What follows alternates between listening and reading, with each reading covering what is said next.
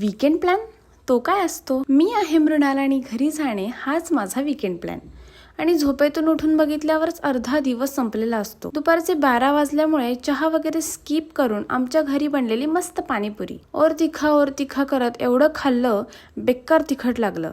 आणि लास्टला तर मसालापुरी खाणं तर रिवाजच आहे. खूप जास्त हावऱ्यासारखं खाऊन मी सगळ्यात शेवटी रेडी झाले. यार वीकेंड म्हणलं ना की असं वाटतं नुसतं पडायचंय, मला कोणी उठवू नका आणि घरी अंघोळ करून घे, आवरून घे. शेवटी ऐकून मी रेडी झाले. मस्त घेवड्याची आमटी आणि गरम गरम भाकरी कुस्करून खाण्यात जी मजा आहे ना, सातारकर्स ऑलरेडी नो दिस. मग आमच्या घरात होतं तुळशीचं लग्न.